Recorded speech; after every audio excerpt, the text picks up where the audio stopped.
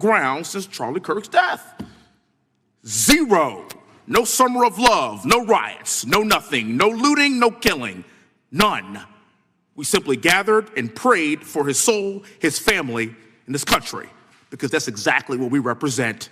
And while we might be angry, this righteous anger will carry on Charlie's message and legacy. I want everybody to know something very simple. Charlie is not dead because of what he said. He is dead because people listened. My time is limited, so I have a few questions for you, sir. And again, thank you very much for being here. I really appreciate your time and your service. In your experience in the FBI, have you noticed a precipitous rise in political violence and other associated crimes that you have been investigating so far this year?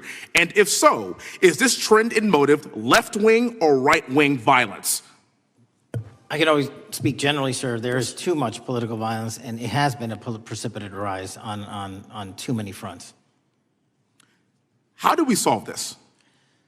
We solve this by giving the FBI more authorities to go into and work with the private sector. There are too many online platforms. There are too many social media platforms. There are too many gaming platforms. There are too many places for people from America and around the world to get together without their parents knowing anything about it, without their school teachers knowing anything about it, and infesting the minds of our children and infecting them with radical ideology, and that is the root cause of these problems, and we must tackle it. It is not a 1950s America anymore. In 2025, the cyberspace needs to be tackled. Thank you. Switching gears, when your predecessor sat right there in that seat a couple of years, last year in a committee hearing, I asked him a very detailed question about Matthew Thomas Crooks, the shooter responsible for the assassination attempt on President Trump's life. I did get an answer from Chris Wray that day, and I submitted written questions to the FBI and into the record of this committee, and I want to resubmit those questions today because I think we are still awaiting answers to those questions. So, Mr. Chairman, I'd like to submit them for the record, please. I'd like to ask you, sir, and the FBI, under your leadership, would you please respond to these questions, and can you commit to doing that? As soon as the trial's over. Thank you very much. I will end with this. Charlie Kirk is not dead because of what he said. Charlie Kirk is dead because people listened. He set up a tent that said, "Prove me wrong," and exercised his First Amendment right. That's all he did. And we will continue to do so in this country in order to preserve this constitutional republic. And with that, I yield back. Thank you. Gentleman yields back. The gentleman from Florida is recognized. Thank you, Mr. Chairman.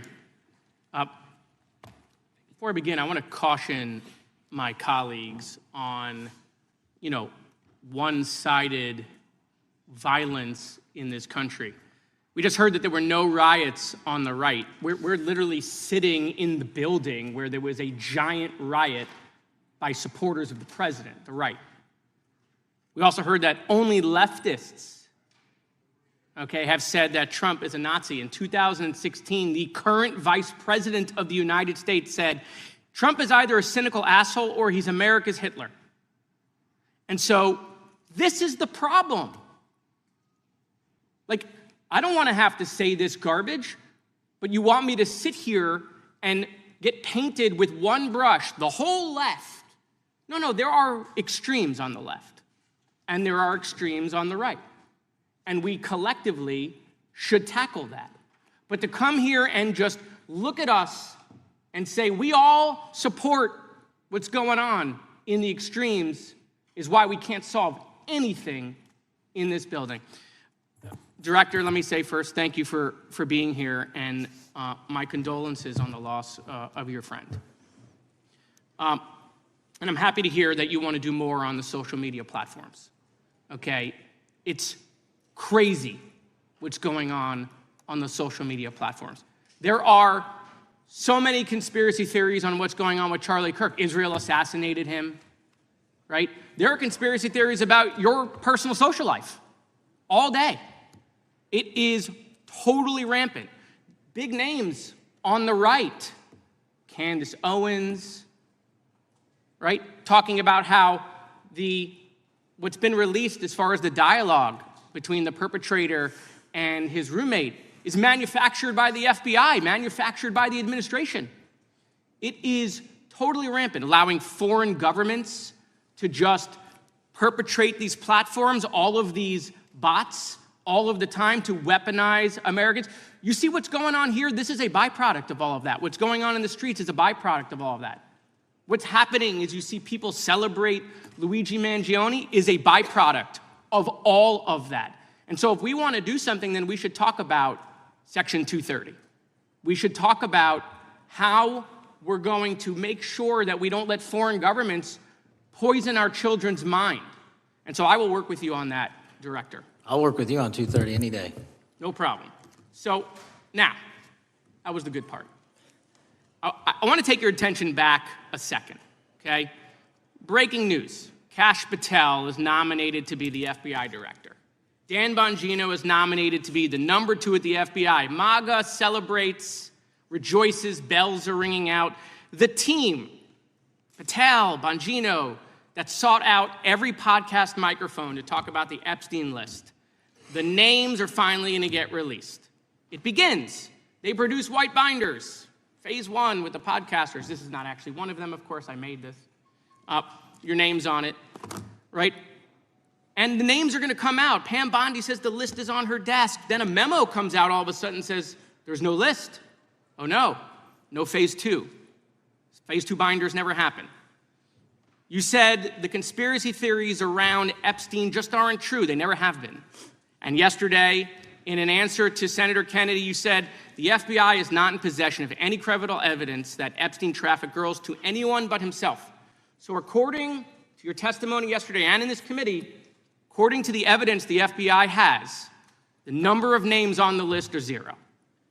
No, zero. The index has been released, and the number of people involved in that trafficking operation were charged in 2018. Other than Epstein and Ghislaine Maxwell, your testimony in the Senate and here is that according to the evidence you have, the number of other names is 0. That were charged based on credible evidence. Well, who are the other names? Give me the other names that weren't charged. We are not releasing the names of anyone because the Department of Justice never does that of anyone that didn't have any credible information to attack them. Let me move forward. The president has, you've seen the picture of the woman's body with the writing and the president's signature. The president says that's not his. Mm-hmm. Okay? The president says it's not his. The Republican colleagues say it's not his. The administration say it's not his. Will you be opening up an investigation into the Epstein estate for putting out a fake document with the president's signature linking him to the world's largest pedophile ring? Will you be opening that investigation into that? On what basis? On what basis? They literally put out a fake document, according to the president, with a fake signature. It's a forgery of the president of the United States signature. That's the basis. Sure, I'll do it. Okay, I look forward to that investigation. Am I over? Thank you, Mr. Chairman. I appreciate your diligence. Gentleman's time has expired. Chair now recognizes the gentleman from California. Director Patel, as you know, my state, California, is home to the worst public infrastructure failure in U.S. history, known as California High-Speed Rail, although the name is probably a misnomer. Earlier this year, I joined your counterpart at the Department of Transportation, Sean Duffy, doing a compliance review of the federal money the state has received, and the outcome was that the state has not complied with the terms of its billions of dollars in funding because it hasn't actually built anything. And so that federal funding has now been cut off, but a lot of us in California still have questions as to where all the money went. We're 17 years in to this project, and absolutely nothing has been built. Not a single bit of track has been laid. There are no stations. There are no passengers. And the plan initially was to have the whole thing, LA to San Francisco, done by 2020 at a cost of $33 billion. Yet here we are in 2025. Nothing has been built. And according to the New York Times, the project won't even be completed this century, and the total cost is now estimated to be over $130 billion. So I just wanted to ask you, do you think this is something that bears scrutiny, or can you confirm whether there's any kind of investigation going on at the FBI? The FBI certainly can't investigate incompetence, but the FBI certainly can investigate and does investigate waste, fraud, and abuse. And so if we have any information that indicates that that happened in this situation or anything else, we'll look at it. Thank you very much. We've also, been talking some today about the issues that occurred at the border during the Biden administration. And you might not agree with your predecessor on everything, but you probably would agree with some of the statements he made in testimony before this and other committees, raising alarms about the risk of terrorism from illegal border crossings.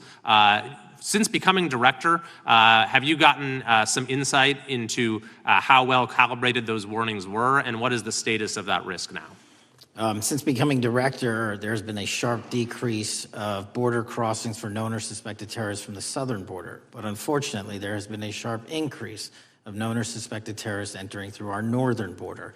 And so what I'm trying to do is work with our northern border states and our interagency to tackle that problem. But it is an absolutely massive border that can't physically be sealed. So we're going to have to get creative and put more resources into that.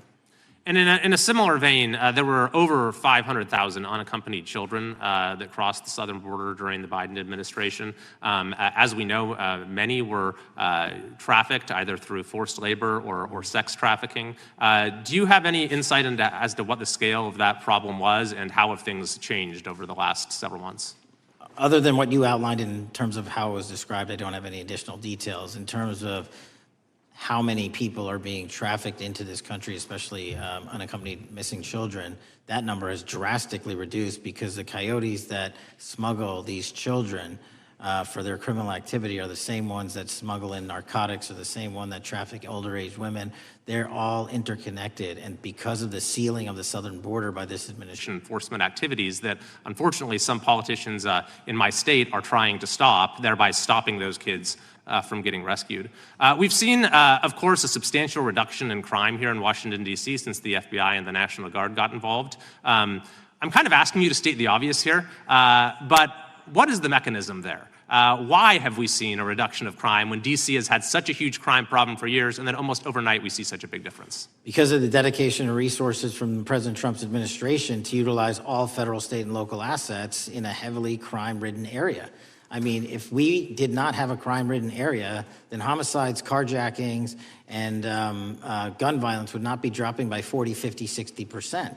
And when you allow the police, the MPD, to work with federal authorities and allow the National Guard to set up your perimeter, this is what you can do in a few short weeks. And we at the FBI, under Operation Summer Heat, have set those Phase 01 operations in motion 4 months ago, quietly at the direction of President Trump. So we are scattered across cities across this country doing just that. But we're going to need more help to complete the job. Yeah, in too many places in this country, crime has just been treated as sort of a norm, that this is the way things have to be. What's happened in D.C. shows that is not the case if we have the right policies and the right priorities. Finally, this is tragically the second time in as many years that we've had an FBI director here following either an assassination or an assassination attempt. And so since there's been some time now since from the attempted assassination on President Trump at Butler, would you say that the public's understanding of what took place on that day is fairly consistent with all of the facts as you know them, or do you believe there's still material facts that have not been made public or are not fully understood by the public? No, I think it's fairly consistent. Thank you. I yield. Gentleman yields back. The lady from Texas is recognized.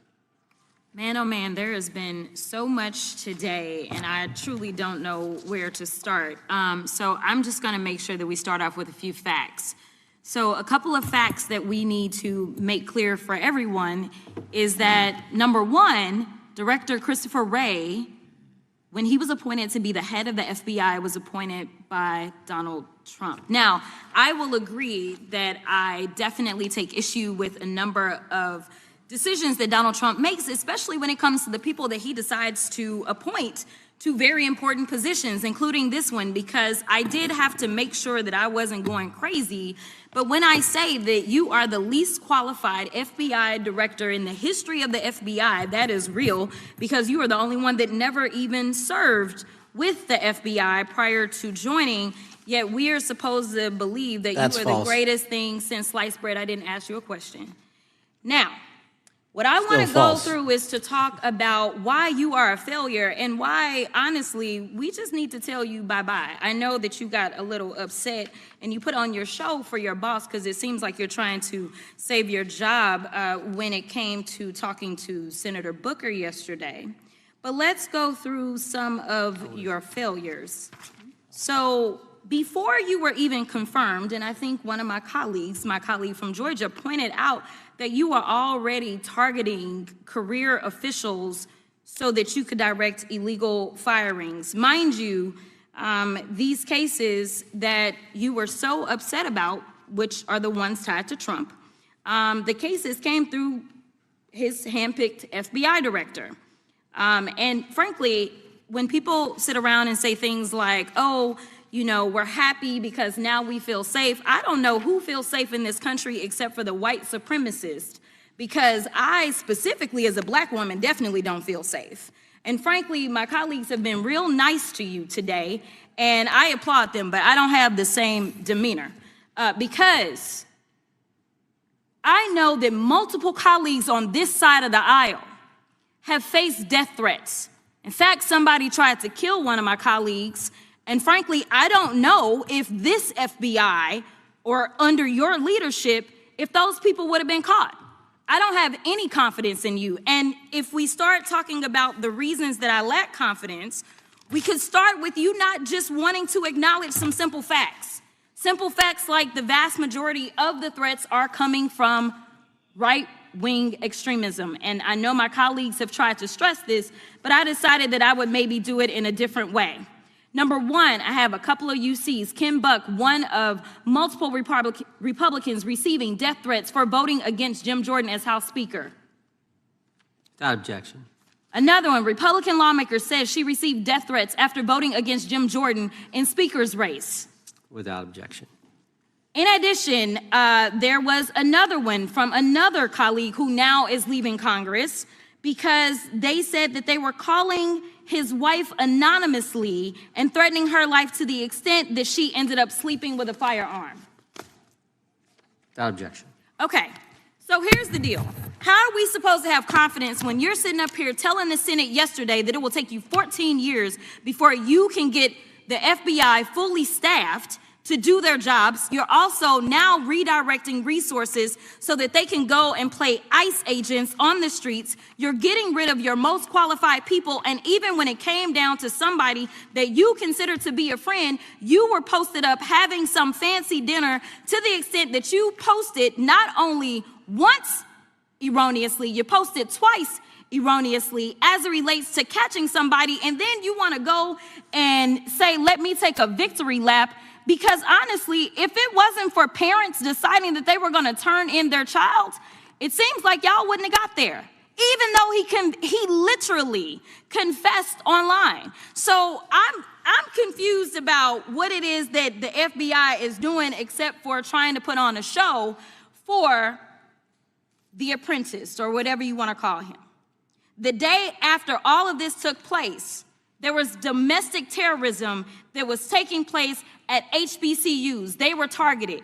Yet I didn't hear anything from the FBI about what was going on. And again, black people kept saying, how did we end up in this? Because the numbers are so very clear that white supremacy is a problem.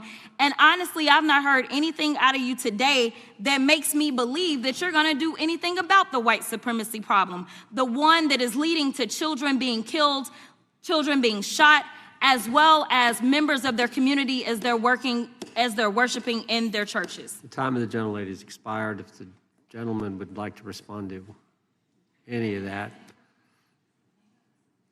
Well, I mean, I'll respond. Kash Patel, as I said when I introduced him, public defender, former prosecutor, top staffer on the House Intelligence Committee, Deputy Director of National Intelligence with the National Security Council, Chief of Staff at the Department of Defense, and FBI Director. I think that's pretty good resume for the guy who's now running the top law enforcement agency in our country. And we've seen all the stats that he's given to the committee on how much better they're doing at getting the bad guys than the previous guy was doing. With that, I recognize the gentleman from South Carolina. Thank you, Mr. Chairman. Director Patel, I think you're witnessing some auditions, clickbait auditions for the Academy Award for my Democratic colleagues. We'll see how they fare as they're on MSNBC later on today. But do you care, before I launch into my line of questioning, to respond to Ms. Crockett from Texas on that very elaborate and theatric display? Here's what I've learned in my government service. I don't give a damn what they say about me as long as I'm succeeding in the mission. We're succeeding in the mission because the men and women of the FBI have never been empowered to do more work and to hit the streets harder than by President Trump's authorities and resources he's given us. And so all I care about is that we are capturing more child predators than ever before, taking more drugs off the streets than ever before, that we are capturing murderers at a significantly historic rate, and we're delivering this country the lowest murder rate in recorded history. That are facts that you cannot dispute. But you can come at me all you want. I don't care. Thank you, Director, for that, and we appreciate your service. We appreciate the results speak for themselves, I think, pretty plainly, and your commitment not only to results, but to transparency, so we do appreciate that. Director, who was John Durham?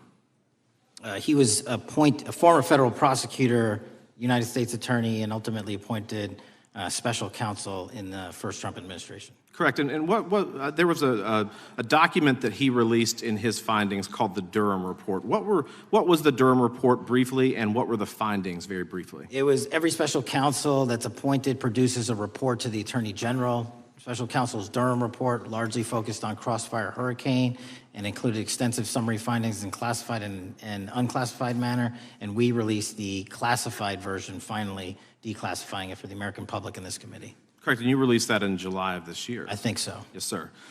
Isn't it true that in the classified Durham Annex, as it's referred to, that in 2016 the Obama administration obtained intelligence information from a source contained in two separate memoranda, one in January of 2016 and one in March? The two memoranda described confidential conversations between DNC Chair Debbie Wasserman Schultz and two individuals from the Soros Open Society Foundation. Isn't that true? As written in the report, I'll let it speak for itself.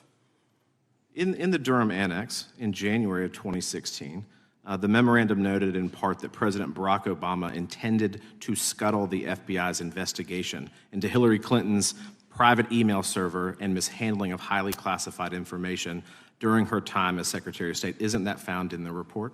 I believe so. Isn't it also found in the report that in March of 2016, the memorandum also included references to the same Obama effort to shut down the Clinton investigation, but additionally outlined a plan to falsely connect Trump to Russia? Isn't that in the Durham Annex? I think it's in more than the Durham Report, but yes. The memo also stated in part that, quote, the Democrat Party's opposition is focused on discrediting Trump. Among other things, the Clinton staff, with the support from special services, is preparing scandalous revelations of business connections between Trump and the Russian mafia. Isn't that also found in the now unclassified Durham Annex? I believe so, sir. According to the Durham Annex, based on analysis and translation of the intelligence, FBI analysts believed that special services could either mean the FBI or CIA, or the Trump dossier author Christopher Steele. Isn't that in the Durham Annex? I believe so, sir. When the Obama administration received intelligence in March of 2018, Fusion GPS was preparing open source opposition research regarding purported ties between Trump and Russians. The research was paid by the Clintons' campaign and the DNC. Isn't that open source and also in the Durham Annex? I believe both. Okay. And so also in the Durham Annex, which I found interesting, was the potential campaign plan was shared with high-ranking career officials at DOJ. Isn't that in the Durham Annex? I believe so, sir. The Durham Annex describes that in July of 2016, emails allegedly between Leonard Bernardo, senior vice president of George Soros's Open Society Foundation, included data providing specificity on the Clinton plan in an attempt to smear Donald Trump by falsely linking him to Russia. Isn't that in the Durham report? I believe so. And so, briefly, this additional evidence that you've unclassified and released to the American public, what does that purport to show or augment about the Durham report that you can share with the American people? Put simply, that the FBI was weaponized. Against a political campaign. Yes, sir. Thank you for that, Mr. Chairman. I yield back. Gentleman yields back. The I have UCs. gentlelady from Texas recognized for unanimous consent. Yes. First one is Russia's ghostwriter hacker group takes aim at German election. This is from Politico. Objection. The next one is Director of National Intelligence, 30 days until election 2024, which specifically states that our assessments about activities and goals of Russia, Iran, and China are unchanged from earlier election security updates, and that they were meddling. Without objection. And I've got three more. The last three are that how Russia is using artificial intelligence to interfere in elections. Moscow's attempts to interfere in U.S. and other elections are nothing new, though their tactics and strategy are constantly evolving. Without objection. The next one is Russian interference coming soon to an election near you. Russia pursues a systemic strategy of undermining elections and influencing public opinion in the West. EU and NATO countries must recognize that Moscow often acts through agents within their own borders and build resilience to such interference. And what's the source? This one is CarnegieEndowment.org. Okay, without objection. Thank you. The gentlelady from North Carolina is recognized. Thank you, Mr. Chairman. And Director Patel, I'm glad that I'm going a little out of order here because I'm going to pursue some of the things that you were just talking to Mr. Fry about and remind you about your confirmation hearing. At your confirmation hearing in January, you said under oath, and I quote, "There will be no politicization at the FBI. There will be no retributive actions taken by the FBI should I be confirmed." And in your written response to the Senate questionnaire, you said, I quote, "Personnel decisions shall be based on performance and adherence to the law. And every FBI employee will be held to the absolute same standard, and no one will be terminated for case assignments." So I want to just go through a couple of scenarios with you to get a sense of whether you think these are examples of politicization of the FBI or making decisions based on the performance and adherence to the law. So, first question.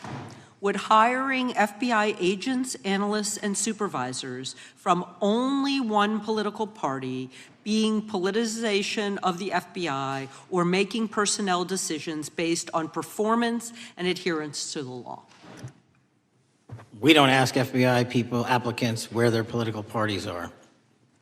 Mr. Patel, do you ask FBI applicants who they voted for? The FBI does not. Are you aware that in the lawsuit that Mr. Driscoll filed against you and the FBI, he was asked who he voted for? Since that lawsuit has been filed, that's ongoing litigation, I'm not able to comment. Well, but it also means that you just said that what happened in his situation didn't happen. So we will go on to the next question. Let me ask you an even easier one. Does firing agents for working on the cases that they were assigned to and that the president didn't like, is that politicization of the FBI or making personnel decisions based on performance and adherence to the law? The FBI doesn't terminate anyone based on case assignments alone. Has the FBI ever been sued by somebody who felt that they were terminated based on case assignments? In the entire history of the FBI, I'm sure they have. No, since your tenure. I'm sure there's ongoing litigation. Yes. In fact, there is ongoing litigation. And in fact, people have been asked who they voted for.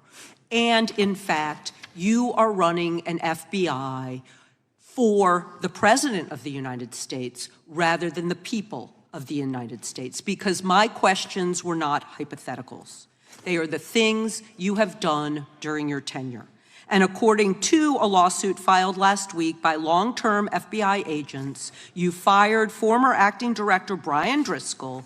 He had served with the Bureau for nearly 20 years, earned a Medal of Honor, Medal of Valor for bravery during the dangerous ISIS raid, and had a wealth of crisis response experience and led the FBI's critical incident response group. When the Trump administrations interviewed Mr. Driscoll for that role, they interrogated him about his political leanings and who he voted for in the last 5 elections. Questions Mr. Driscoll refused to answer because those types of questions impermissibly politicized the FBI. You also fired Steve Jensen, who served the FBI for nearly 2 decades and ran critical terrorism, counterintelligence, and organized crime operations, whom you once described as embodying what the American public demands of the FBI. But he was fired because he took part in investigating crimes committed on January 6th. And Trump's MAGA base lambasted you online for keeping him at the FBI. So he's no longer at the FBI. You also fired a decorated combat veteran with decades of experience in the Bureau, Special Agent Walter Jardia, because he worked on the investigation into the Russian interference in the 2016 presidential election and helped investigate Trump's ally, Peter Navarro. Director Patel, it is very clear that you have flunked your own test. You've put saving your job, which I actually believe you were being honest about during your confirmation hearings, over doing what's right for the FBI and the American people. That is not adherence to the law. Thank you, and I yield back. Time of the gentlelady is expired. The chair now recognizes the gentleman from North Carolina. Thank you, Mr. Chairman. Director Patel, it's great to have this opportunity. Thank you for being here. Thank you for your service. And I've got to say, one of the most disheartening components of the previous administration, when I was working with local law enforcement all over the state of North Carolina, all over the country, people rightfully did not really care about the inner work. It's important for this FBI to be transparent without jeopardizing our investigations. So a little bit of the timeline is important. Charlie Kirk was unfortunately assassinated on September 10th. We immediately, the next day, released images early in the day in local time in Utah to start the public partnership in our manhunt for the assassin and culprits. At approximately 5 p.m. local time, I arrived on the ground and walked the crime scene myself. And we flew multiple FBI assets in and out to process DNA simultaneously while bringing in evidence response technicians, hostage rescue teams, and other experts to assist state and local law enforcement with their investigation. At 8 p.m. local on September 11th, the FBI collected and populated and promulgated at a press conference a video of the suspect on the grounds. We also released enhanced images. Due to that release that I directed and ordered, the suspect involved was apprehended and in custody at 10 p.m. local time. That's less than 2 hours after we did the video release and the photo release. So within 33 hours, that individual suspect was in custody. And his family, who has since been interrogated, specifically stated to FBI interrogators that because of the video that the FBI released at my direction and because of the photographs that they released, they identified their son, they confronted their son when he swung by their home, and that's what led to his apprehension. We are still, the FBI has that investigation ongoing, and it continues to be ongoing, and I want to thank the state of Utah and the state and local authorities there. And I also want to thank the Attorney General and President Trump for directing resources to allow us to conduct that investigation as we have. Under this administration, the FBI has arrested more than 23,000 violent criminals. 23,000 in 7 months. That's twice as many year to date last year. We've taken over 6,000 firearms off the streets. 6,000 guns are no longer in the hands of criminals in 7 months. We've identified and found and located 4,700 child victims. That is a 35% increase year to date last year. We have arrested 1,500 child predators. That is a 10% increase year to date last year in just 7 months. We've assisted our partners with countless counterterrorism operations around the world. We've captured, at the FBI, 4 of the most top 10 wanted fugitives in the world in 7 months. To put that in perspective, that's as many as my predecessor nabbed in the entirety of the Biden administration. We got 4, we got more coming. On top of that, in 2 weeks, thanks to the help of the CIA, we collected and captured one of the individuals responsible for the horrific Abbey Gate bombing that led to the murder of 13 service members. We did that in 2 weeks. They didn't do it in the 4 years of the entire prior administration. Nationwide, we've been executing our Operation Summer Heat, the FBI's national focus on targeting violent crime based on intelligence-driven operations. Ask the citizens of Seattle, Miami, Memphis, Charlotte, Chicago, New Orleans, to specifically highlight New Orleans and Nashville. There has been a 250% increase in violent crime arrests in those cities alone, and other mid-major cities that I've just listed. In just a few short months, we have already unleashed 1,000 FBI personnel across this country. Every single state across this country is getting a plus-up. This is a fiction that the FBI is short or that we are compromising the men and women in the field. They do not need to be in Washington, D.C., so we're sending them into the field to each and every one of your states. Because of that, crime is at an all-time low. We had to do it because of the explosion of crime. And maybe the most important stat for Americans to realize: in just 7 months, we are on track to produce the lowest murder rate in modern U.S. history by double digits. Those are results not of mine. Those are results of the men and women of the FBI. If you want to criticize me, bring it on, but do not attack the brave leaders in the field. We are also working 24/7, 365 on the opioid epidemic that is killing more than hundreds of thousands of people a year. We have seized 1,600 kilograms of fentanyl off the streets so far in 7 months. Year to date, 25% increase. To put that in perspective, that's enough to kill a third of the American population, 120 million Americans. 100,000 kilograms of cocaine and meth gone off the streets. Earlier this year, I highlighted in Cincinnati, Ohio, how we're getting creative to chase down those that were willing to do harm to our citizens, not just by striking at the heart of the fentanyl producers, but the fentanyl precursor companies in China. And we indicted for the first time multiple companies and individuals, not just in America, but in mainland China, that are producing the ingredients that produce and make fentanyl that kill our children. And we're going to keep going. Counterterrorism work, cyber attacks, and foreign adversaries are something the FBI must never sleep on, and we are not sleeping. In the counterintelligence space alone, this year, year to date, 30% increase in counterintelligence arrests from the DPRK, Russia, Iran, and China. And I want the American people to know, in this setting, there's a lot of work that the brave men and women of the FBI are doing we just can't get into, but they don't stop. Our cyber threats, ransomware attacks, those harming our children online. We have nearly a 20% increase in indictments arrests in 7 months alone this year. We're going after those that harm our malware, infrastructure systems, telecom systems, and energy structure. Combating SALT and Vault typhoons are just a little bit of the examples we're doing. Maybe most importantly, under the counterterrorism and domestic terrorism umbrella, are nihilist, violent extremists, and those that label themselves 764, who wish to go online and convince children to maim and mutilate themselves and commit suicide. And we are producing record numbers of arrests under that umbrella organization. We even stopped an individual in the 764 network who wanted to conspire to kill an adolescent girl. He is now in custody. Transparency remains one of my main priorities at the FBI. And this is what I've done in my 7 months at the helm. We've produced more than 33,000 pages of documents to Congress to a variety of committees, including, I believe, 7,500 to this committee alone, if memory serves me correct. To put the 33,000 in perspective, my predecessor in 7 years produced 13,000 pages in total to the United States Congress. His predecessor in 4 years produced 3,000 pages in total. I repeat, I have produced 33,000 pages in 7 years to this Congress and will continue to do so. I'm dedicated to restoring the trust and the mission and the integrity of the FBI, and we cannot do so without congressional oversight, and I promise you I will continue to do so.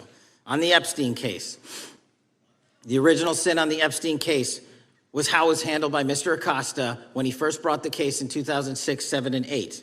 The original case had a very limited search warrant, had a very limited search window, had a very limited investigative window. I was not there when those search warrants and that investigation was launched. I would not have done it that way. They were limited to only 3 to 4 years of investigations from 97 to approximately 2001 and 2002 to 2005. Mr. Acosta allowed Mr. Epstein to enter into a plea agreement where he served weekend jails for trafficking minor women.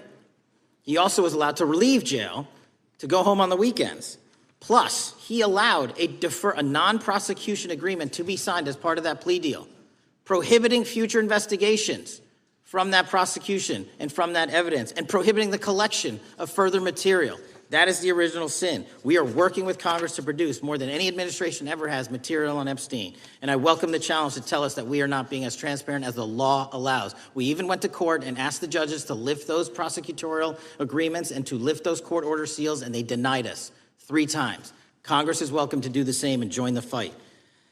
And I'd lastly like to focus on operation that the president led in D.C. Because of this, we are taking this fight in D.C. to every single city across the country. 2,100 arrests in the last month alone. D.C. has seen a 60% decrease in gun crimes, 75% decrease in carjackings, and 53% decrease in homicides in our nation's capital.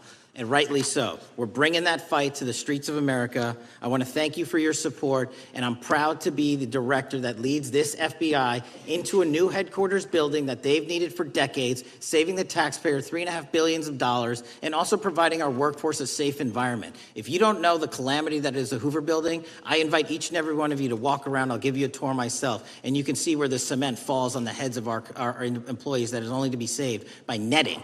Just to give you an example. Thank you for support to our mission. And I do want to highlight one thing about D.C. It's because the FBI gathered sources and evidence that we were able to, through our source network, identify the horrific murder of the D.C. intern, Eric Tarpinian. And I've spoken to his family, and we are working to bring them justice. And Mr. Chairman, in my 16 years, now my 17 years of government service, if anyone has any questions about my service, bring it on. Yeah. Thank you, Director. We will now proceed under the 5-minute rule. The chair recognizes the gentleman from California, Mr. Eisen. Director, delighted to have you here. You are a breath of fresh air. As you outlined, and I won't repeat it, the accomplishments, you did so with the same resources as your predecessor, roughly. Is that correct? I believe so, yes. And so how much of that has to do with taking people out of the backside of the FBI and moving them into the field, into doing the job for which we primarily pay the FBI? It's exactly what we needed done. 1/3 of the FBI's workforce resided in the National Capital Region before I got there. 1/3 of the crimes do not happen in Washington, D.C. Not anymore. Not anymore. So 1,000 personnel of the FBI were deployed across this country on a permanent basis, and every single state in this union is getting a plus up, not a reduction, a plus up of 1811s of intel analysts and support staff. And that is why the crime rates are going down in record numbers. Thank you for doing that, and it's perhaps the hardest thing for a bureaucrat to do is to lower the head count around them that support them, and I appreciate your willingness to do it different than your predecessor. A lot of what you covered earlier was the find, the discovery, and then the prosecution that is done by the DOJ. But I want to talk a little bit about the prevent side. On the Charlie assassination, sir? No, on all of these. Okay. Okay, for example, and I'll bring it up before the Democrats bring it up, January 6th. January 6th, we now know, because of your find, that in fact there were people involved who were not just observers but participants who in fact, it's been alleged, and I personally believe, in fact, were part of promoting, perhaps even the one woman who died, encouraging her to walk through a door that led to her death.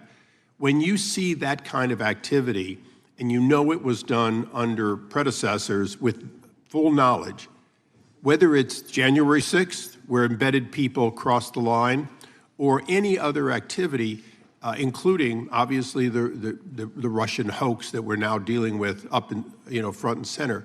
My question to you is, what can you or others do to prevent it from occurring again? Not on your watch, but on future watches. How can we know that this won't happen again the moment you leave the FBI? It's simple. What I'm doing through our leadership cadre is having FBI agents do what they were trained to do, not what they were not trained to do, not put them in situations that both harm them and the public. We're also utilizing our SORT networks and prioritizing the threat structure to go after the narco traffickers, the counterterrorism people, the counterintelligence threats, and the cyber threats. That's what they were trained to do, and that's what we're letting them do. One major question I have, after decades of doing this, on our side of it, both the chairman, myself, and others, both at oversight and here, have seen that the FBI and the Department of Justice hide behind non-statutory practices. Now, you've changed the interpretation of many of those practices. That's why we're getting the discovery that was previously withheld. How do we work together to make sure that we never again have false walls, non-statutory walls that say the Department of Justice has a prohibition about giving, quote, you fill in the blank, that has led to the chairman not seeing anything until you took over? I'm wedded to aggressive constitutional oversight. Having been a House congressional staffer, I know that is an important part of securing our democracy. And the way we make it an everlasting, enduring process is by showing the American people the results of what we are doing and the important work of this committee and putting it out to them so they can see government waste, fraud, and abuse. And then they can demand from our constituents and our electors that they want this process to continue. Last major question here. Some things are so sensitive that we both would agree they cannot be made public. Will you commit to this committee when it is too sensitive to disclose that you would at least make it available for in-camera review by the chairman and ranking members or others designated? I have done that, and I will continue to do that. Well, thank you, Mr. Chairman. This is a breath of fresh air. This is the beginning of what we need. But my questions today for the director are ones in which I believe that we do need to codify by agreement or by statute, if necessary, the kind of openness and transparency that we're seeing from this administration, the kind of discovery that's allowing us to do our oversight properly. And I would hope that that be the follow-up to this, obviously along with the Attorney General. And I yield back my 4 seconds. Thank you. The gentleman yields back. The gentleman from New York is recognized. Thank you, Mr. Chairman. Welcome, Director Patel. In the wake of the tragic murder of Charlie Kirk, Donald Trump said, quote, "Violence and murder are the tragic consequences of demonizing those with whom you disagree, day after day, year after year, in the most hateful and despicable way possible," close quote. I would note for the record that Donald Trump has famously demonized practically every person he has ever disagreed with, and therefore, using his own logic, he has put their lives at risk. I should know, about 2 weeks ago, when I announced my decision not to my decision not to seek re-election, many people on both sides of the aisle, including the chairman, offered me well wishes and thanked me for my service. Donald Trump, on the other hand, took to Truth Social to call me a, quote, psychopathic nut job, among other things. Yesterday, I received a threatening note filled with anti-Semitic comments and hateful attacks that mimicked some of the same language used by the president. I am sure many of us on this committee face similar threats every day. We have seen political assaults on both the left and the right. The attack on Charlie Kirk, the attempted assassination of the president, the murder of the Democratic Speaker of the Minnesota House, the assault on Paul Pelosi, and the attack on the Capitol on January 6th, for example. Director Patel, do you agree that there is political violence from both the left and the right? There's too much political violence. Do you agree, yes or no, that there's violence? There is too much political violence based on ideologies from either side. From either side, okay. Are you aware of the study by the Cato Institute, a well-known conservative group, that found that 69% of the violence is from the right? I'm not familiar with that study. You're not familiar, okay. I would commend it to you. Are you aware the administration has threatened to use violence as an excuse to crack down on liberty and freedom of speech?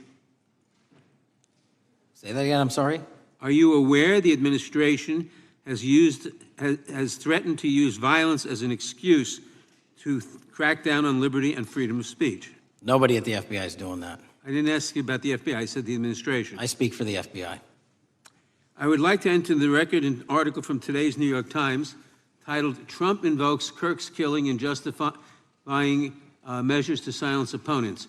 In the wake of Charlie Kirk's killing, President Trump and his allies have laid out a broad plan to target liberal groups, monitor speech, revoke visas, and designate certain groups as domestic terrorists. I ask unanimous consent to insert this into the record.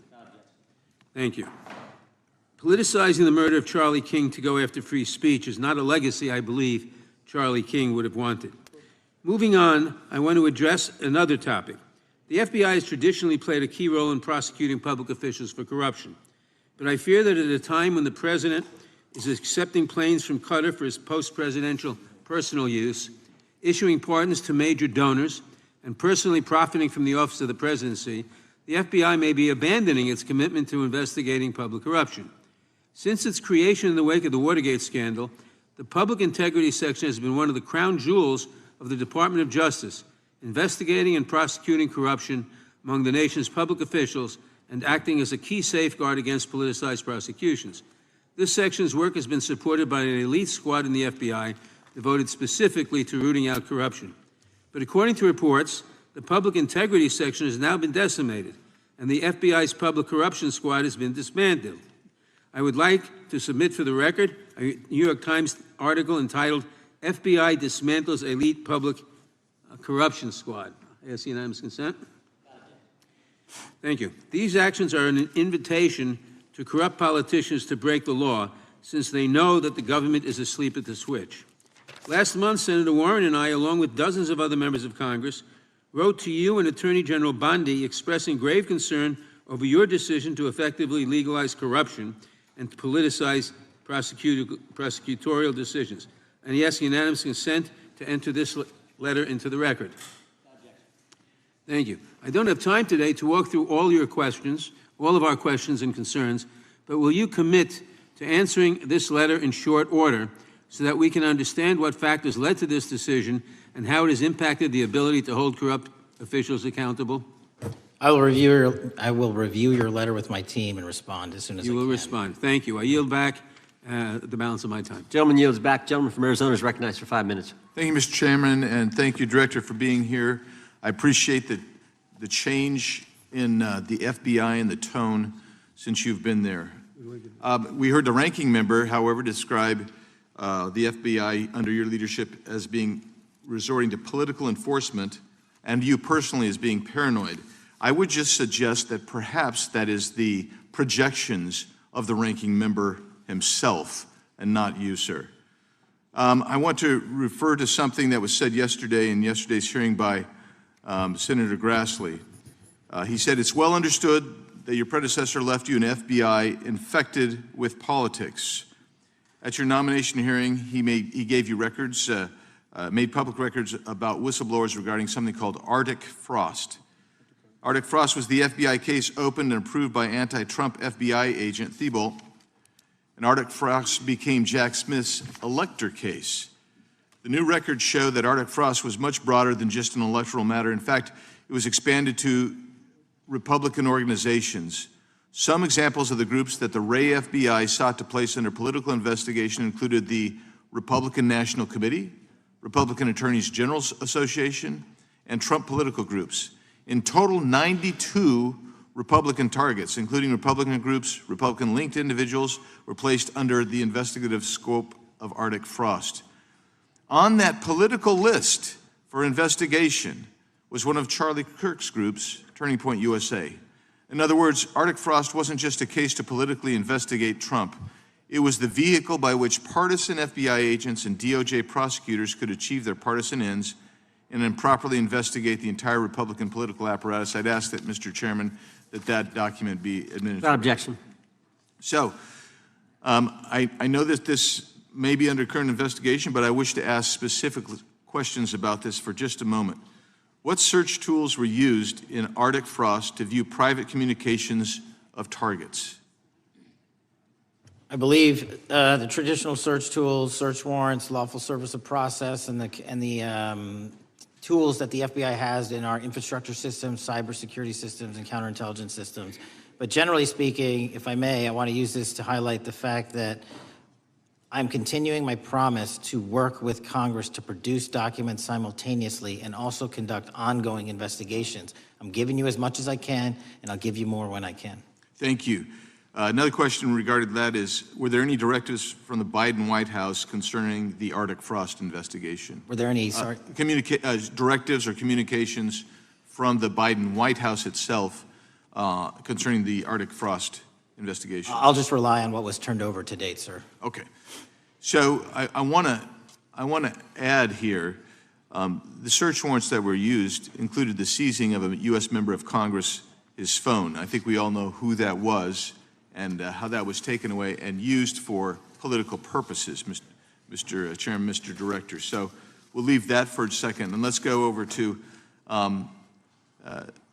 the Charlie Kirk case for just a second. Let's emphasize this. How many hours did it take from the assassination to the arrest of the assassin, Mr. Director? 33. That seems pretty swift, and it was because of the actual release of videos and photographs that you directed to be released, sir. That's correct, and to put it in perspective, the Boston bomber took 5 days and Luigi Mangione took 5 days. Was the platform Discord forthright from the start with law enforcement about the shooter's communications on its platform? Discord, the platform ownership, has been working with our lawful process, and we are obtaining materials from them on a rolling basis. Thank you. And I want to get back here to Article Frost for just a second, Mr. Chairman. I'd like the unclassified document from the FBI released to be admitted to the record. Objection. And a document from the Economic Times also to be admitted to the record. Objection. So I'm going to give you the last 30 seconds. We could go on about the Epstein case. I've got a bunch about that, but I'm just going to let you, if you wish to respond to either of the two vitriolic questioning or statement from the Democrats. The work of the FBI speaks for itself. It's on showcase here today. Anyone that wants to attack the FBI can attack me, but leave our leadership structure alone. When you have 23,000 violent felons arrested, twice as many as this time last year, the work speaks for itself.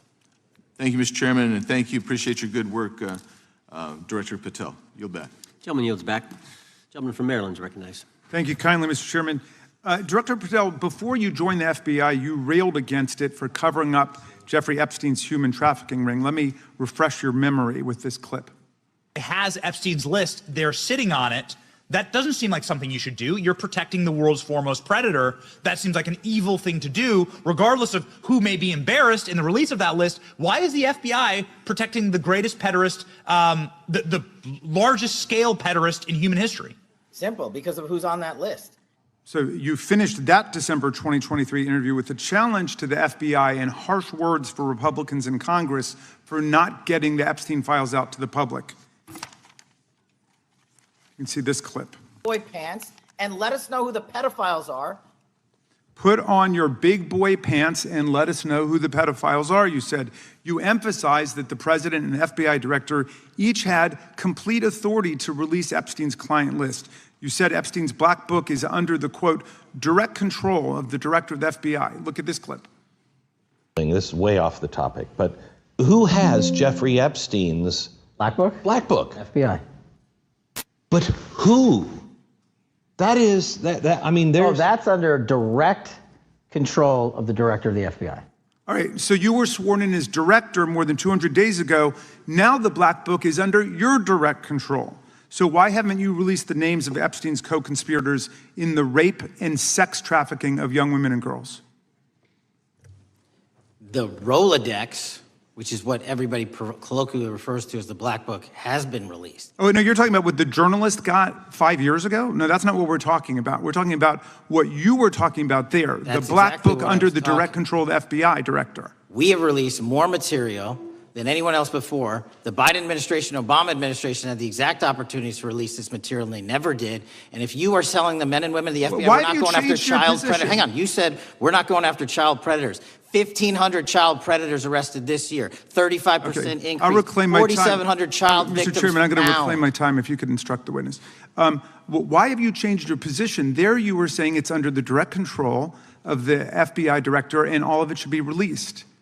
Why have you changed your Everything position? that has been lawfully permitted to be released has been released. And as I told you, Really? the investigation was limited. And let me make something crystal clear. I never said Jeffrey Epstein didn't traffic other people, other women, and they're not other victims. This is the investigation we were given from 2006, 7, and 8, and the search warrants from 2006, 7, and 8. That's what we're working with. Well, wait, have you released all of the stuff that the FBI has seized from Epstein's house? The computers, the emails, the file cabinets, the documents? What about the financial records? Have you released all of that? Everything the court has allowed us to Which release. court are you talking about? 3 separate federal courts have come in and said. We're talking about the evidence you've got. It's got nothing to do with what those courts have. Do you have any idea how the law works? Do you want me to break the law in a federal judge's order? No, I want you to follow your own word, Director Patel. You said up there it was under the direct control of the FBI director. He had the black book. Everything I have direct control over, we have gone to court. You haven't. Complete your sentence. Everything you have direct control over, you said. Have gone to court, and everything we have direct control over. Complete your sentence. You said everything. Release. We're releasing. He'd like to complete his answer. You began the sentence, everything you have direct control over, and then you stopped that sentence. You've released everything that you have direct control over? And I have direct control over and can lawfully release. If you're not familiar with the court orders, that's not my fault. Oh, I'm Go perfectly, look at them. I'm perfectly familiar court. with them, but how did we prosecute Ghislaine Maxwell? She was prosecuted with the investigatory material that was collected from 2001 and 2005 because of the non-prosecution agreements and the court orders on the investigations and search warrants. We were not able to develop new information. And oh, by the way, Jeffrey Epstein was out for 12 years, and the Obama and Biden administration did nothing to look at his work, his pedophile network. If you want to blame me, that's fine. But now you're blaming the men and women who conducted this great search. Stop that. I'm not blaming anybody other than you. You're not keeping your word. You said that you would release all of the materials under your direct control. Has anyone released more information on Epstein than I have? Has anyone? Much more. Did Comey? Did Ray? Much more. Did they? Excuse me. Much more has come out in the days since the American people in Congress have been demanding it, but it's coming out in dribs and drabs. Why don't you just release the entire file as you promised to do? I literally just told you, there are multiple federal court orders. I'm not going to break the law to satisfy your curiosity. You didn't join us when we filed court to release the court orders. You could have. You have lawyers. You could have shown up. You didn't do that. That's a tiny fraction of the material we're talking about. That is not. It is a tiny fraction. How do you know that? Have you seen everything? It's all misdirection. How do you know The time that? of the gentleman has expired. The gentleman from California is recognized. Well, thank you. Mr. Director, just to be clear, how many of the Epstein files were released in the 4 years of the Biden administration? 0.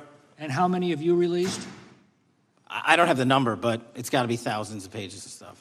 I was going to ask you to begin whether Americans are safer today than they were 9 months ago, but you cited dramatic increases in criminal arrests since you've taken office, a dramatic decrease in crime that's resulted. Who would have thought that taking criminals off the streets would reduce the crime rate? But somehow we have stumbled upon that new truth.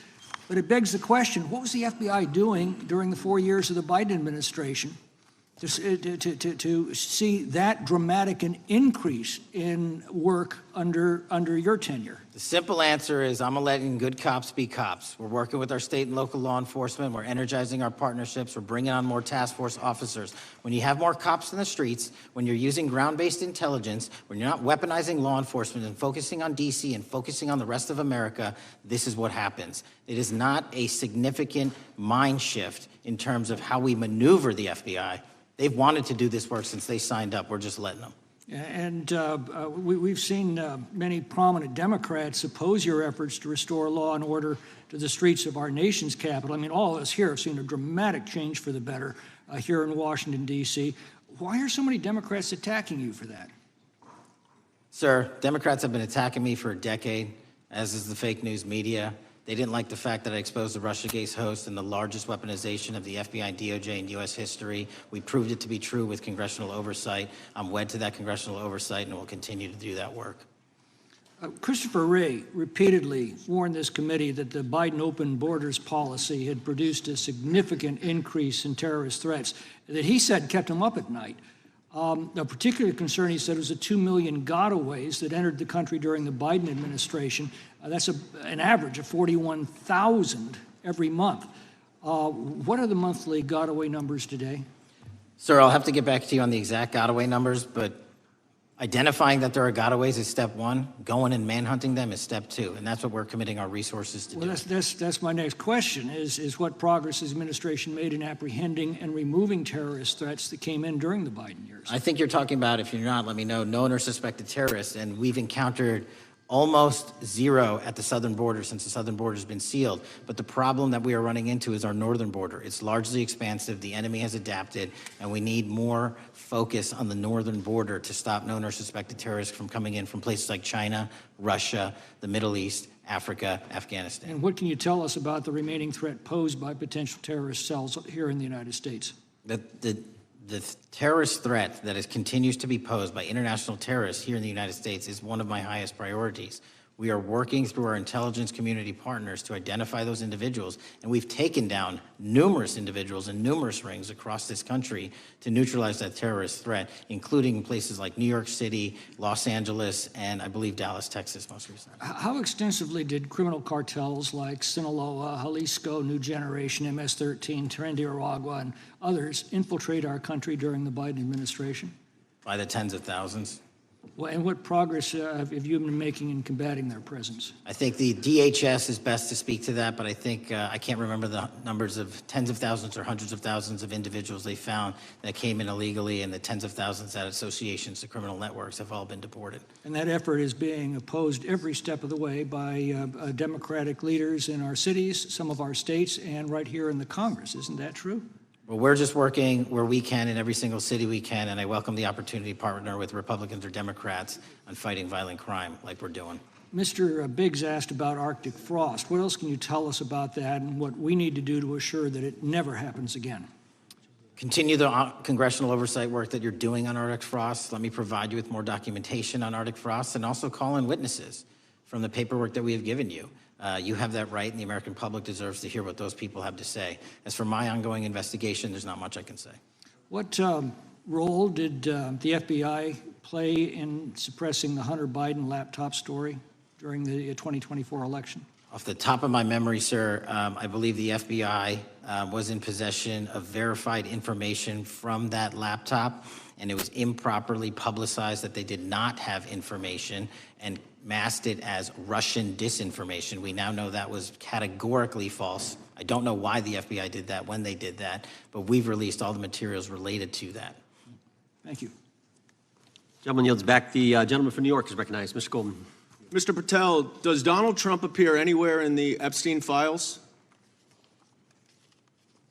I'm sorry, could you say that again? It's not a complicated question. Does Donald Trump appear anywhere in the Epstein files? I didn't say it was a complicated question. I just didn't hear you, so my apologies.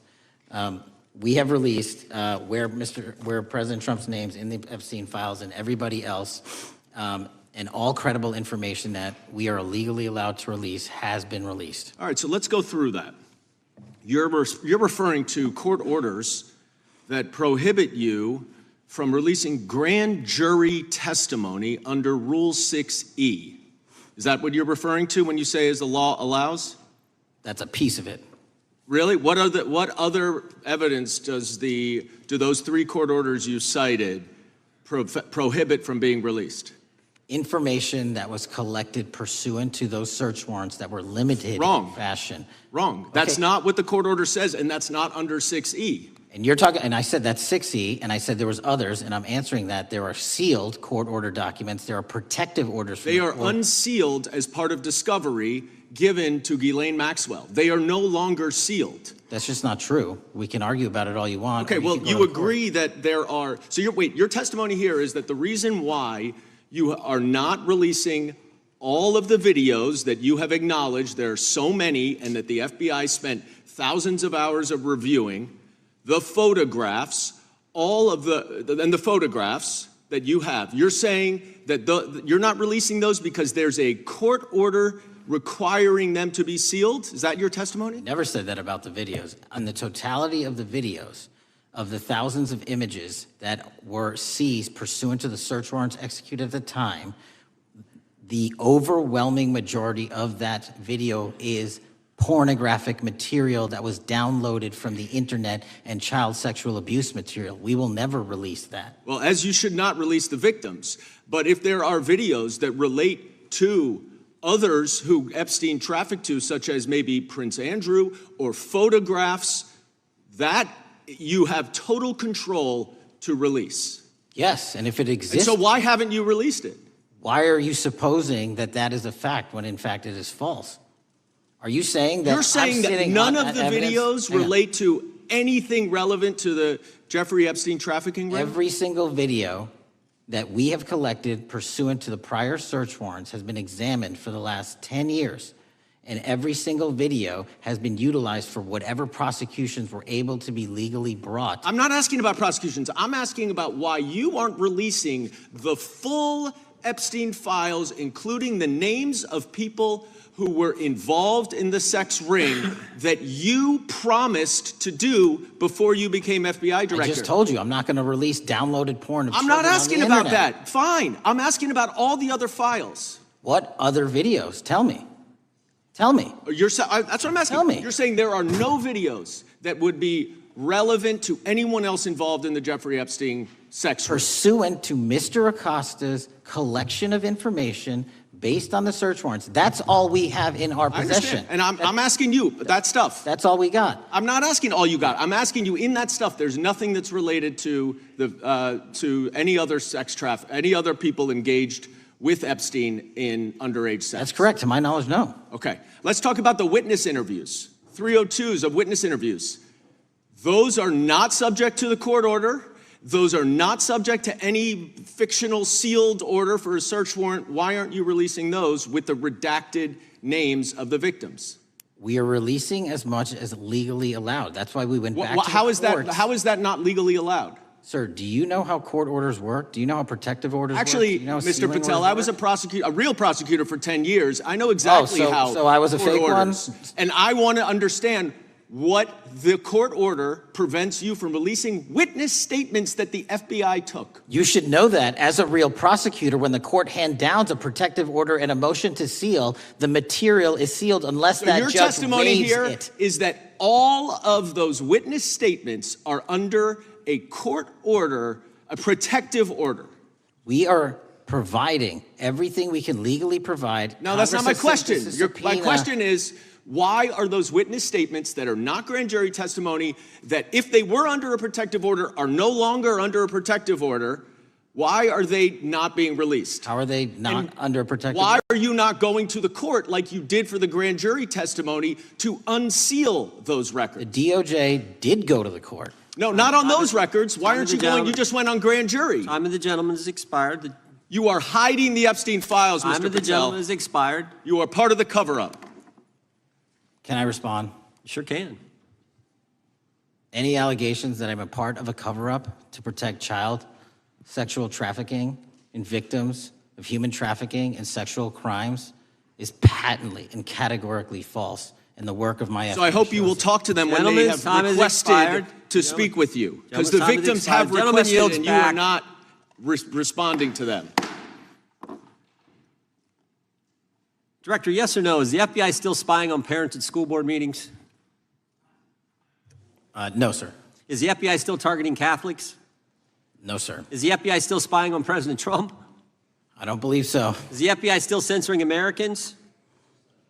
No, sir. Is the FBI still targeting Americans for shopping at Cabela's or purchasing Bibles? Nobody is targeted for their faith. Is the FBI still targeting Americans who are pro-life?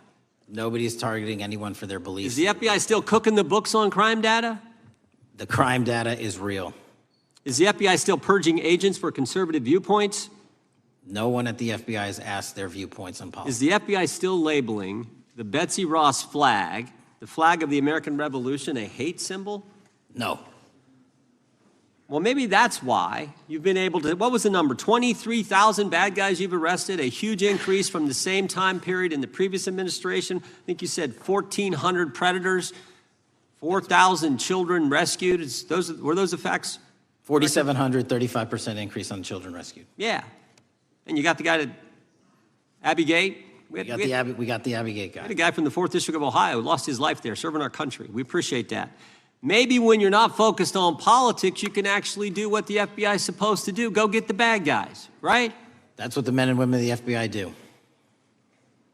Director, did John Brennan lie to Congress? Let me just read a couple things, actually, before you answer that. 2 years ago, we had Mr. Brennan in for an interview. And I asked him, how'd you learn about the dossier in December of 2016? Mr. Brennan replied, I received a copy of it from the FBI, and the CIA was very much opposed to having any reference or inclusion of the Steele dossier in the intelligence community assessment. That's what John Brennan told the United States Congress. 7 weeks ago, the Director of National Intelligence told us this: John Brennan lied and denied using the dossier in the intelligence community assessment because he knew it was discredited.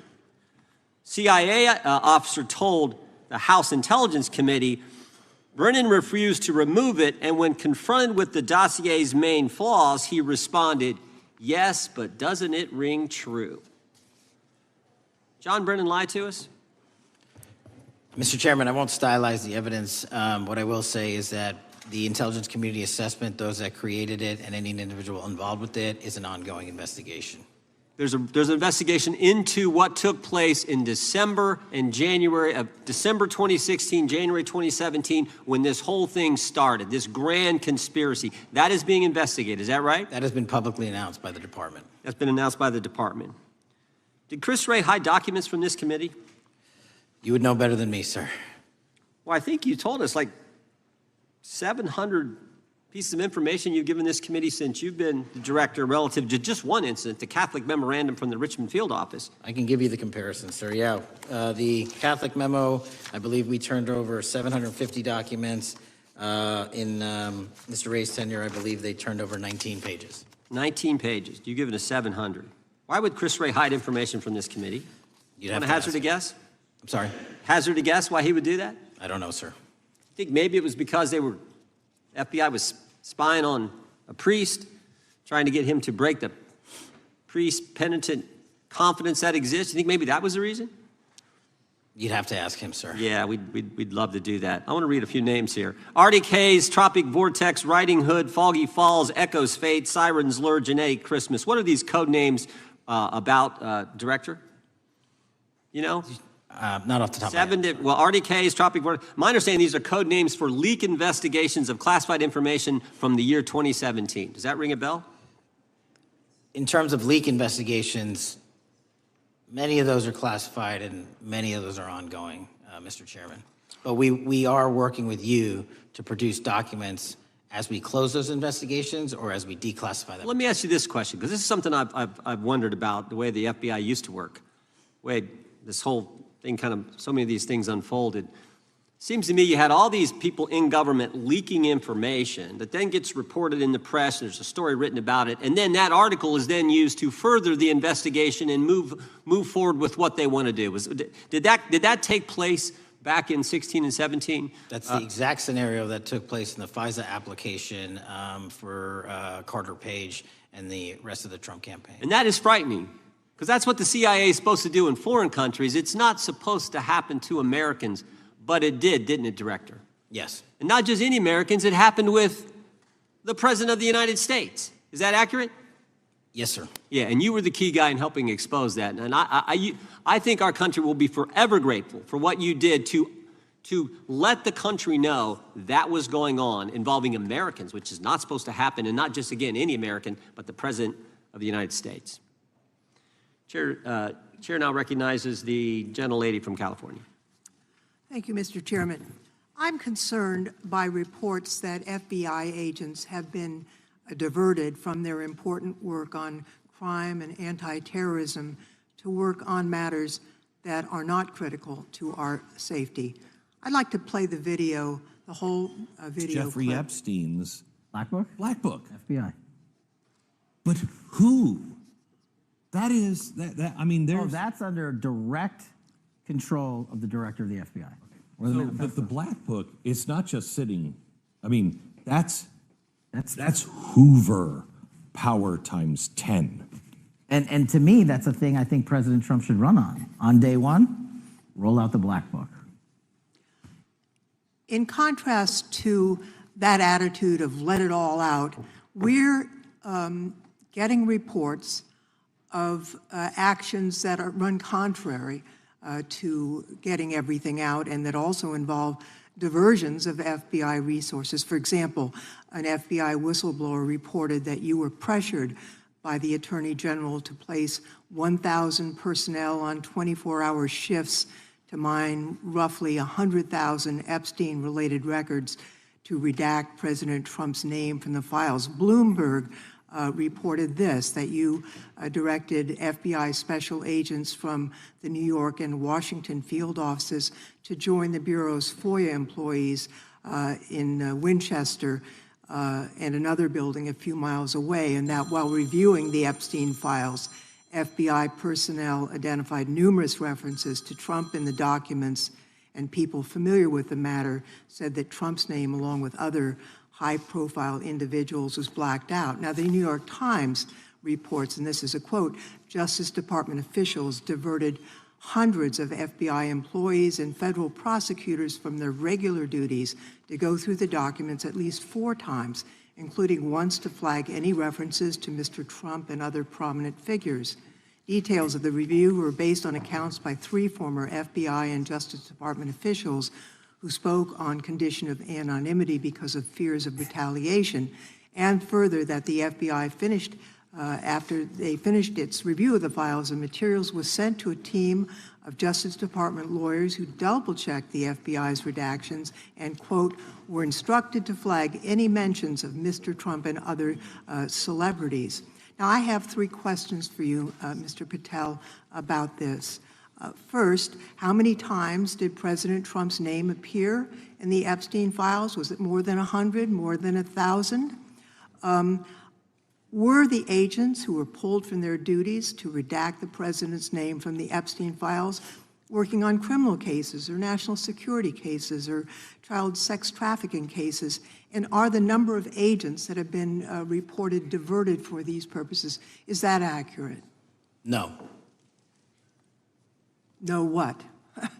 You asked if it was accurate. I said it wasn't. So you're saying that none of this happened? No, I'm saying it was inaccurate. Okay. How many times did President Trump appear in the Epstein files? More than 100? More than 1,000? No, and what we've been able to release is what we've been legally able to release, and that has No, that's not the question. I asked you, how many times did the president's name appear? I don't know. It's your testimony. You do not know that answer. The number of times? No. Could you tell us how many agents were diverted for this task and what they were working on? When you say diverted, you make it seem as if agents were pulled off what they do all the time. Agents at the FBI masterfully do double duty and triple duty. And because of the public's interest in this case, we flexed resources to make sure that we could answer the public signal demand. So do you want us to look through the material and provide it to you, or you do not want us to do that? So it's Which your testimony that no one was diverted from a criminal matter, that this was a top priority to go through these this material to look for Mr. Trump's name. Is that your testimony? That's the highest priority for the FBI? What's one of the most impressive things about the FBI leadership and the careers that are in place is that they make the decisions on who to send where on priorities and make sure the mission needs are not hurt. And that's what happened here. It's shocking to me that the FBI would think that erasing Mr. Trump's name from the Epstein files is a high priority when we have crime, we have national security threats, we have terrorism threats, we have murders such as that occurred, unfortunately, with Mr. Kirk. It's shocking to hear that that's your highest priority. And with that, Mr. Chairman, I yield back. That's literally not what I said. Gentleman yields back. Gentleman from Wisconsin is recognized. Director, is President Trump implicated in any wrongdoing related to Jeffrey Epstein? Based on the entirety of the evidence that we have, absolutely not. The president is not implicated? Correct. Thank you. I want to talk a little bit about China's malign influence here in America. And, we've seen spy balloons traverse the United States. We've seen police stations in communities around America. And sitting in the chair you're in just 2 years ago, there was a sheriff from Cochise County, Arizona, Mark Daniels, that was here, who said that the exponential increase in the amount of fentanyl that is coming into America is directly related to the open borders policies of the previous administration. Do you agree with Sheriff Daniels' characterization? In large part, yes. So since you've been director, has there been a reduction with, I mean, we've talked about how the border is largely secure now, right? The southern border, yes, sir. The southern border is largely secure. Has there been a concomitant reduction or a reduction in the amount of fentanyl that is coming into America? There has been a massive reduction to the tune of, we've seized more than 25% year-to-date this year than the prior year, and that's enough fentanyl to kill 120 million Americans. Does China play a role in this fentanyl that's coming to America? As I stated in my opening, sir, what they do and the companies in China, mainland China, do is produce the precursors and the cutting agents that they ship overseas through various countries into the Mexican drug cartels who produce it. So they basically are the cooks in terms of the ingredients. Tell us, what is the FBI doing to stop China from delivering death to America? So for the first time in a decade, I actually reached out to my counterpart at the Ministry of Public Security. No one at the FBI had done so. To engage. Ministry of Security, where's that? In mainland China. In mainland China, okay, thank you. To engage in a conversation to say, hey, can we have a certain number of these precursor chemicals listed in China so that they become illegal and illegal to trade. We're also working with our counterparts in places like India and Guatemala because the transshipment routes of the precursors, the Mexican drug cartels have gotten creative, and instead of coming directly to America are going into these countries. And we've had massive success in India and Guatemala, and in those governments, great partnerships in shutting down the ability to ship the precursors into those countries, which are ultimately destined to America. So those people that are working with security agencies have been working with you, is that accurate? Yes, sir. So I want to turn to a couple cases that are at the University of Michigan, where Chinese nationals, on behalf of the Chinese government, smuggled in illicit biological materials, stuff that can harm our agricultural industry. What actions are you taking as we see repeated stories of Chinese nationals doing this in the United States? So just that, sir. In this calendar year alone, as I was mentioning, our counterintelligence operations and cases brought against the Chinese are up by, I think, something like 40%. And specifically, the cases in Michigan show two threat streams, not just against our agricultural industry, which is a threat to national security, but they were also bringing in chemical agents and mushrooms, I'm not the exact expert, that would have ultimately hurt our population. We arrested and charged all of those individuals, and we are aggressively going after them in every single state because they weren't doing it in Michigan alone. Should research universities across the United States be doing a thorough job of vetting Chinese nationals that are coming to their universities? They should. Turning to spying in America, you know, we heard the stories about Senator Dianne Feinstein's driver, who was a Chinese spy. We're familiar with Linda Sun, who worked in Governor Hochul's office, Christine Fang in California. What are you doing to find these people who are Chinese spies that are trying to burrow themselves into the politics of America? Because we know it's happening, right? Yes, it is. And what our counterintelligence unit is doing is aggressively seeking the intelligence into where these individuals are working. Then we are utilizing our operational authorities to go in and investigate them either through our human source networks and collecting information through lawful process, online search warrants and data so that we can bring proper arrest charges and publicize to the world what they're doing here. And just because we've caught a few doesn't mean we've caught everybody. We've got a lot more to go. I get one more quick question in. The FBI arrested a judge in Wisconsin, Hannah Dugan, for interfering with a federal law enforcement operation. Could you tell us a little bit about that? And is a judge above the law here in the United States of America? Well, no one is, and that case is ongoing. But as you stated, and these allegations said, there was an interference in a lawfully executed federal law enforcement priority that was interfered with. I yield back, Mr. Gentleman yields back. The gentleman from Tennessee is recognized. Thank you, Mr. Chair. Director Patel, I believe you had primary importance in starting Operation Viper in Memphis. Is that correct? Yes, sir. And Operation Viper brought in the FBI, the DEA, the ATF to help the Memphis police in policing the city? That'll be phase two, sir. Phase one was FBI and local law enforcement in Memphis for the last few months. Okay. You did a good job, and the police director and the mayor have told me that has been helpful. the FBI working with the police. And the FBI are trained in law enforcement. They know Miranda rights, they know how to do policing, and they do a good job working with the police. Do you think that the National Guard is necessary to do the work that the FBI is doing now? Thank you. I do think it's necessary to finish it. What we've done is 500 arrests in Memphis and 110 federal indictments. But what we need to do is we've only secured a piece of where the criminal conduct is occurring in Memphis, and we can't work inside perimeters that are not established and safe, and we don't have the manpower to give us the space to fully go into the areas where the criminal activity remains. Well, are you suggesting that the National Guard is going to go into the more heavily crime areas? They're going to establish, like they did in Washington, D.C., perimeters where local law enforcement and the FBI, DEA, ATF, and U.S. Marshals can go into.